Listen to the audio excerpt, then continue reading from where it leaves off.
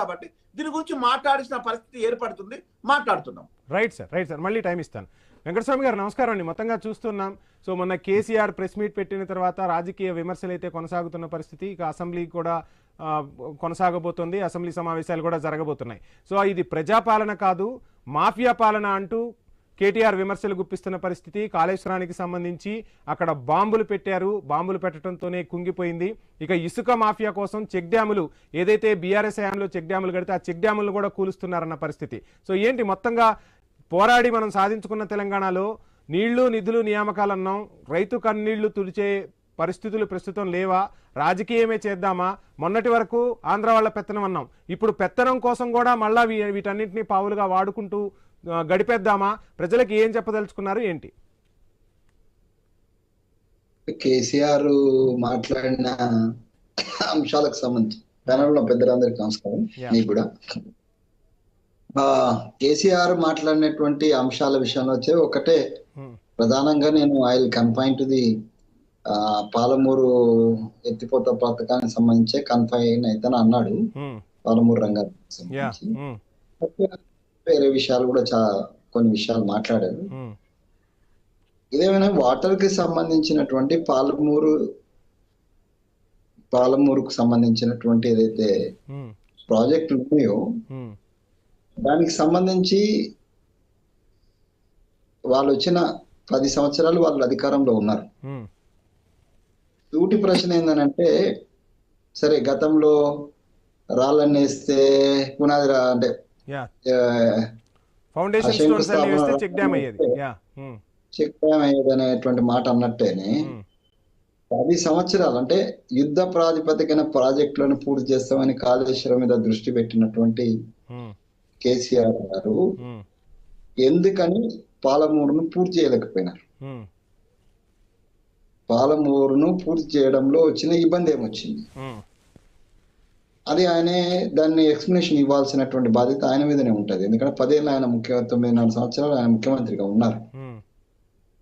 వారి ప్రభుత్వంలో అన్ని తానయ్యే, పర్టికులర్ గా నీటి విషయానికి వచ్చినట్టు అన్ని తానయ్యే, తన అల్లుడు తానే మొత్తం దాన్ని సర్వాంతర్యామి లాగా చేసినారు. వెంకటస్వామి గారు చెప్పారు కదా 98% పనులు పూర్తి చేశాము, ఇక 2% పనులు పూర్తి చేయడానికి కూడా కాంగ్రెస్ సర్కార్ 2 ఏళ్ల టైం తీసుకొని కూడా చెంచా తట్టెడు మట్టి కూడా ఎత్తిపోయలేని పరిస్థితి. ఇటువంటి ప్రభుత్వాన్ని చూడలేకే నేను ఈ రోజు వచ్చి నోరు విప్పుతున్నా అని చెప్పారు కదా. ఫర్ కైండ్ ఇన్ఫర్మేషన్, అంతకు ముందు కూడా అంటే 2014లో ఈయన వచ్చే సమయానికి ఏవైతే అక్కడ పాలమూరు సంబంధించినటువంటి పెండింగ్ ప్రాజెక్ట్స్ సంబంధించి ఆయాలు ఉన్నటువంటి దాంట్లో షబీర్ అలీ గారు ఒక సందర్భంలో విషయం బయటకు తీసినారు.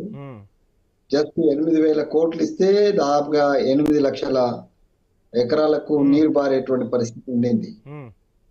అని దాన్ని రీడిజైనింగ్ పేరుతోటి తాత్సారం చేసింది కేసీఆర్ గారు. అప్పటిదాకా పూర్తి అయినటువంటి వాటిని 80%, 80% అంతకుముందు 2004 to 2014 ఉన్నటువంటి కాంగ్రెస్ గవర్నమెంట్ లో ఏవైతే పనులు జరిగినాయో అవి కూడా 80% పైన పూర్తి అయినట్టుగా ఈ గవర్నమెంట్ వచ్చినాక కూడా రికార్డులలో నోట్ అయింది. అది వాళ్ళు ప్రకటించినటువంటి 2014 తర్వాత గవర్నమెంట్ ప్రకటించినటువంటి ప్రకటనలలో ఇది ఉన్నది. శ్రీనివాస్ గారికి అక్కడ ఉన్నది, వారికి నాకంటే ఎక్కువ లెక్కలు వారికి తెలుసు, ఇంకా స్పష్టంగా వారికి తెలుసు. సో అంటే అప్పటి నుంచి దాన్ని మళ్ళా రీడిజైన్ పేరుతోటి జరిగిన తాత్సారం. రీడిజైన్ ఎవరి కోసం చేసినారు, ఎందుకోసం చేసినారు, చేసినటువంటి రీడిజైన్ ఎందుకు 10 సంవత్సరాలు ఇంప్లిమెంట్ చేయలేకపోయినారు, దీనికి ఎక్స్ప్లెనేషన్ ఇచ్చుకోవాల్సినటువంటి బాధ్యత మాన్య కేసీఆర్ గారి మీదనే ఉన్నది. ఏదో అమావాస్యకు పుణ్యానికి వచ్చి నేను ఒక ప్రెస్ మీట్ పెడతా, ఆ ప్రెస్ మీట్ లో మాట్లాడతా, దాని తర్వాత నా చుట్టే ఈ మీడియా అంతా తిరగాల అనేటువంటి ఆలోచన తప్పితే, నిజంగా ప్రజలకు 2 సంవత్సరాలు మాకేదో టైం ఇచ్చిన, ఆయన టైం ఇచ్చుడు ఏంది, మాకు ప్రజలు టైం ఇచ్చిన, మేము ప్రజలతో ఎన్నుకోబడ్డటువంటి ప్రభుత్వం, కేసీఆర్ దయతోటి మేము ఎన్నుకోబడలే. ఏంటి మొత్తంగా ఒక చిన్న సబ్మిషన్ వెంకటస్వామి గారు, ఏంటి మొత్తంగా చంద్రబాబుతో కుమ్మక్కయ్యారంట, మోడీ చంద్రబాబు ఏం చెప్తే అది రేవంత్ వింటున్నారు, పాలమూరు రంగారెడ్డి ప్రాజెక్టు వాళ్ళకి దారాదత్తం చేయబోతున్నారు, డిపిఆర్ కూడా 9 సంవత్సరాల తర్వాత వెనక్కి రావడానికి కారణం కూడా రేవంత్ రెడ్డి అని విమర్శలు వినిపిస్తున్న పరిస్థితి. ఏంటి ఏం జరుగుతుంది అసలు? తెలంగాణకు అన్యాయం చేయబోతున్నారా? డిపిఆర్ బ్యాక్ ఎందుకు వచ్చింది అనే దానికి మేము ఎక్స్ప్లెనేషన్ ఇస్తాము. వారిని కూడా అసెంబ్లీకి వచ్చి ఎక్స్ప్లెనేషన్ ఇవ్వమని అడుగుతున్నాం. డిపిఆర్ ఎందుకు పోయింది, ఎందుకు తప్పులు ఉన్నాయి, దాంట్లో ఎందుకు సెంట్రల్ గవర్నమెంట్ బ్యాక్ పంపించింది. నో డౌట్ సెంట్రల్ గవర్నమెంట్ మొదటి నుంచి కూడా తెలంగాణ పట్ల సావిత్రి తల్లి ప్రేమతో ఉన్నది, దాని కారణంగా కొంత ఉంటది. కానీ టెక్నికల్ అంశాలు ఏవైతే ఉన్నాయో దాంట్లో రీవిజన్ పేరుతోటి వారు పంపినటువంటి ఏదైతే డిపిఆర్ ఉందో అది వెనక్కి రావడంలో ఇప్పుడున్న ప్రభుత్వ సమయంలో వచ్చిందా లేకపోతే ఆ ప్రభుత్వ సమయంలో వచ్చిందా అనేటువంటిది డేట్స్ తో సహా సెంట్రల్ గవర్నమెంట్ దగ్గర నుంచి వచ్చింది. డేట్సే ఉంటాయి కాబట్టి దాంట్లో దాపరికం ఏం లేదు, అవి బయట పెడితే సరిపోతుంది. ఒక్క నిమిషం జస్ట్ మినిట్, మీరు అడిగింది నన్ను పూర్తి. మోడీ చెప్పినట్టే లేకపోతే ఇంకా ఎవరో చంద్రబాబు చెప్పినట్టే వింటాడు అనేటువంటి మాట ఏదైతుందో, మోడీ చెప్పినట్టే 10 సంవత్సరాల్లో ఎన్నిసార్లు విన్నాడో అవి రుజువులతో సహా ఉన్నాయి. మోడీని వ్యతిరేకించి లేకపోతే ఆ సెంట్రల్ గవర్నమెంట్ నిలదీసి దేవునితోటైనా కొట్లాడుతా అన్నాడు, కానీ కనీసం మోడీ గారితో కూడా కొట్లాడి ఈ రాష్ట్రానికి సంబంధించినటువంటి నిధులు చేయలేనటువంటి దౌర్భాగ్య స్థితి కేసీఆర్ గారిది. సో ఇవాళ 2 సంవత్సరాల నుంచి మేము చేసే ప్రయత్నాలు మేము చేస్తున్నాం. సో సెంట్రల్ గవర్నమెంట్ లో ఉన్నటువంటి ఇప్పుడు ఎంపీగా అక్కడ మా అక్క అరుణక్కనే ఉన్నది. ఎన్నిసార్లు పాలమూరుకు సంబంధించి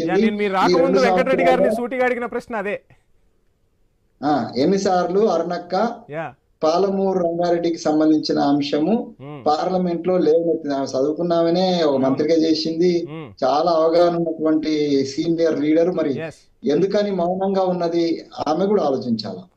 రెండోది, మేము అధికారంలో ఉన్నాం కాబట్టి డెఫినెట్ గా మాది ఎక్కువ బాధ్యత. దాని మీద వివరాలు మేము అసెంబ్లీలో ఇవ్వడానికి సిద్ధంగా ఉన్నాం. ఇటు భారతీయ జనతా పార్టీ కావచ్చు లేకపోతే టిఆర్ఎస్ కావచ్చు, దయచేసి వాళ్ళ అసెంబ్లీకి వచ్చి, అసెంబ్లీ అనేటువంటిది ప్రజల యొక్క దేవాలయం, ప్రజాస్వామ్యంలో పెద్ద వేదిక, ఆ వేదిక మీద రమ్మని మేము వాళ్ళని ఆహ్వానిస్తున్నాం.